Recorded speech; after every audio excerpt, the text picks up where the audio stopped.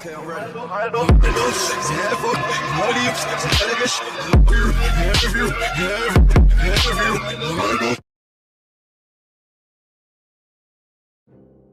Hyperbolic time chamber में गए Goku को अब तक 100 साल से भी ज़्यादा हो चुके हैं। वो एक ऐसे लेवल पे पहुंच गया है जो कि सारे गॉड्स एंड इवन की एंजल्स को भी सरपास कर जाए। गोकू उस जगह पर जितना ज़्यादा टाइम बिता सके उतना ज़्यादा टाइम बिताना चाहता है, क्योंकि उसे ग्रैंड प्रीस्ट और इवन जेनोसामा से भी ऊपर पहुंचना है। टाइम चेम्बर के बाहर सिर्फ 100 दिन ही गुजरे हैं। बुल्मा और बाकियों ने ये एज्यूम किया कि गोकू अब तक मर चुका होगा, तो उन्होंने गोकू के डेथ को एक्सेप्ट कर लिया, इवन दो कि वो लोग उसे इतना चाहते थे। And in the and Goku एक प्रॉब्लम था जिससे कि वो लोग छुटकारा पा गए। इन द मीन वाइल जेनोसामा काफ़ी दिनों से गोकू के लिए रिक्वेस्ट भेज रहे थे ताकि वो उसके साथ खेल सके। जेनोसामा ने गोकू को देखे अब काफ़ी वक्त हो चुका है। जेनोसामा ने ग्रैंड प्रीस्ट से पूछा कि गोकू अब तक क्यों नहीं आया। ग्रैंड प्रीस्ट ने कहा कि वो खुद जाकर देखेंगे क्या हुआ। तो ग्रैंड प्रीस्ट यूनिवर्स 7 के कायोशिन के पास जाकर बताते हैं कि जेनोसामा ने गोकू को उनके पैलेस पर इनवाइट किया है। कायोशिन ने कहा कि वो गोकू को बता देगा। कायोशिन को पता नहीं था गोकू के साथ बीरस-सामा और बाकियों ने मिलकर क्या किया है। तो ग्रैंड प्रीस्ट से बात करने के बाद कायोशिन अपने यूनिवर्स में जाता है गोकू को जेनोसामा के रिक्वेस्ट के बारे में बताने। कायोशिन ने गोकू के की को फील करके उसके सामने जाने की कोशिश की, लेकिन वो जितना भी ट्राई कर ले उसे ज़रा सा भी गोकू का की फील नहीं हुआ। मैं गोकू के की को फील क्यों नहीं कर पा रहा? मुझे हमेशा उसकी की फील होती थी, लेकिन अब मैं जितना भी कोशिश कर लूँ कोई फ़र्क क्यों नहीं पड़ रहा? स्ट्रेंज, कहीं गोकू को कुछ हुआ तो नहीं? ये सब सोचने के बाद कायोशिन अर्थ पर वेजिटा, बुल्मा और बाकियों के पास जाते हैं। सब सोचने के बाद कायोशिन अर्थ पर वेजिटा, बुल्मा और बाकियों से मिलने जाते हैं और पूछते हैं कि गोकू किधर है, क्योंकि जेनोसामा ने उसे अपने पैलेस पर इनवाइट किया है और जेनोसामा को ज़्यादा टाइम के लिए वेट भी नहीं कर सकते, वरना वो गुस्सा हो जाएंगे। वेजिटा ये सब सुनकर घबरा जाता है और बताता है कि कैकरोट हाइपरबॉलिक टाइम चेम्बर में गया है ट्रेनिंग के लिए। वो कह रहा था कि उसे और ज़्यादा पावरफुल बनना है और उसे लौटने में टाइम लगेगा। ये सब सुनने के बाद कायोशिन समझ जाता है कि क्यों उसे गोकू का की फील नहीं हो रहा था, सिंस वो एक दूसरे डायमेंशन में है। कायोशिन ने कहा तो फिर ठीक है, मैं उस जगह पर जाता हूँ, जेनोसामा को वेट नहीं करा सकते। वेजिटा पूरी तरह से घबरा जाता है, क्योंकि अगर वो वहाँ पर चले जाए तो उन्हें पता चल जाएगा कि टाइम चेम्बर का दरवाज़ा पूरी तरह से डिस्ट्रॉय कर दिया गया है और वो ग्रैंड प्रीस्ट को जाकर बता देंगे। फिर जेनोसामा को पता चल जाएगा, जो कि एक बहुत बुरी बात है। एक मिनट रुकिए, वहाँ जाने का कोई फ़ायदा नहीं है, क्योंकि कैकरोट ने कहा था उसे कोई डिस्टर्ब नहीं करेगा, नो मैटर व्हाट। और आपको तो पता है कि कैकरोट अपने ट्रेनिंग के बीच में डिस्टर्बेंस पसंद नहीं करता।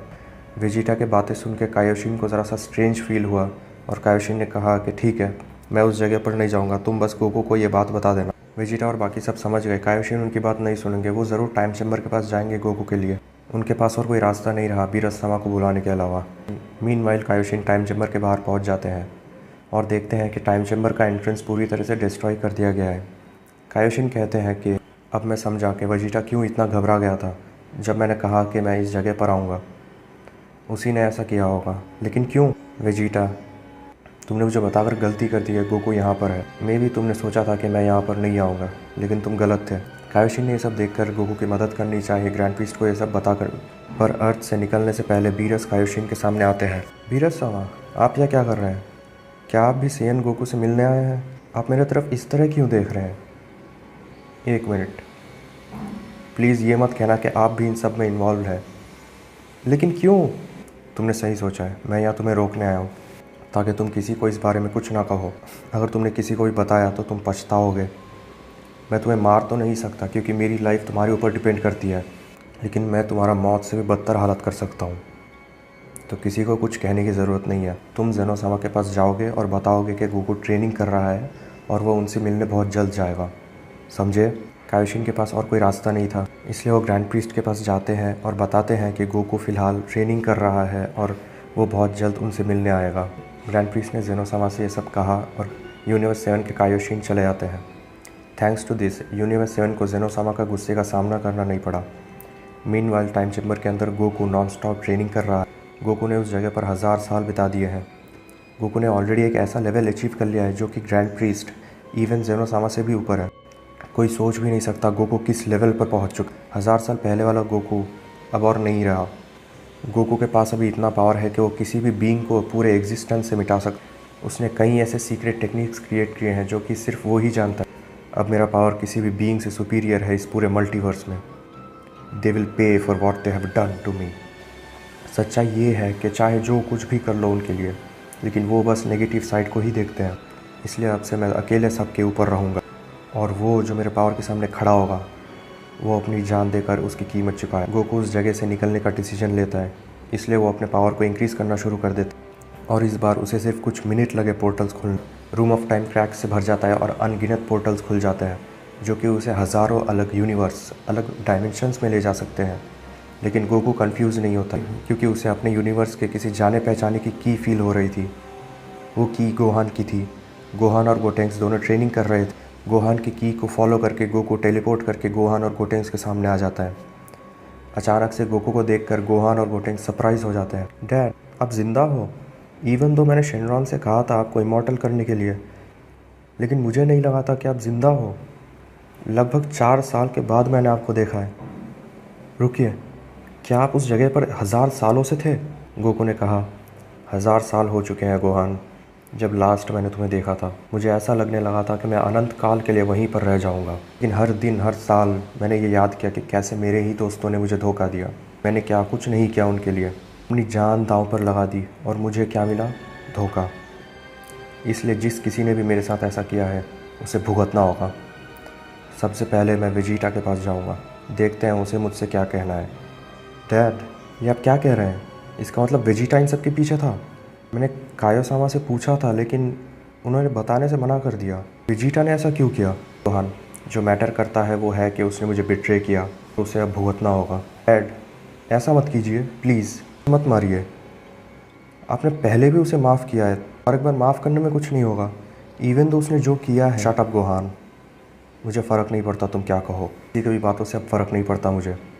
इन दी एंड हर कोई जानता है कैसे मेरे पीठ में खंजर घोंपना है और कैसे मेरे ट्रस्ट को ख़त्म करना है। गोकू वेजिटा के पास जाने वाला होता है, लेकिन गोहान गोकू के सामने खड़ा हो जाता है और अपने पूरे पावर से गोकू को रोकने की कोशिश करता है।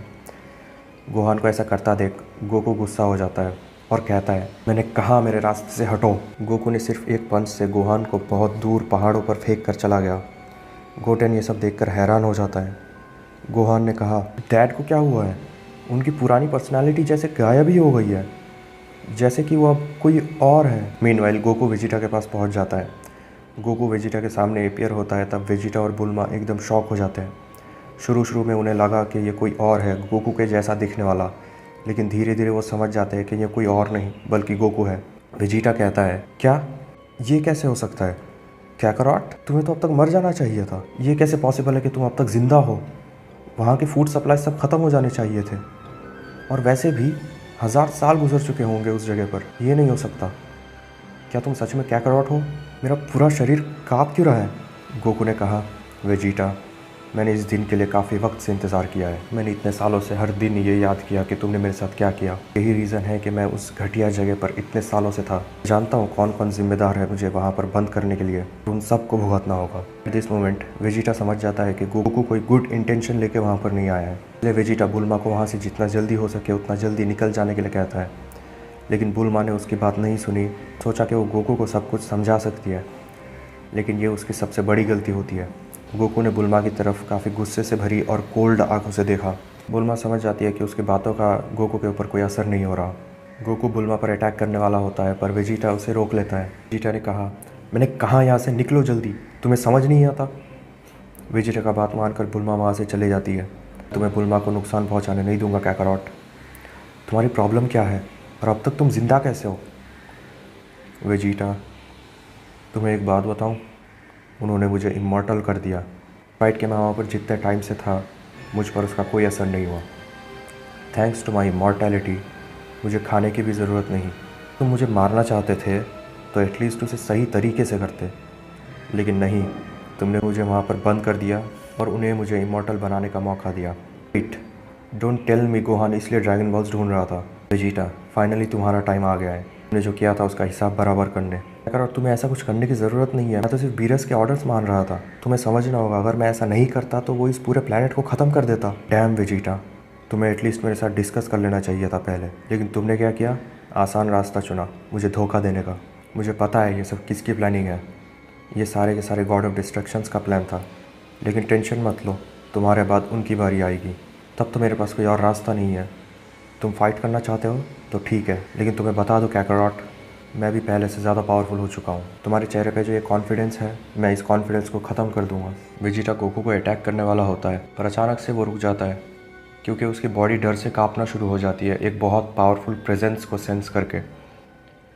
वेजिटा को डर के मारे पसीने आने लगते हैं। वेजिटा कुछ समझ नहीं पा रहा था ऐसा क्यों हो रहा था, ऐसा क्यों हो रहा है। गोकू के पावर के सामने ये एक नेचुरल रिएक्शन होता है वेजिटा के बॉडी का। वेजिटा कहता है, क्या हो क्या रहा है, मैं इतना घबराया हुआ क्यों।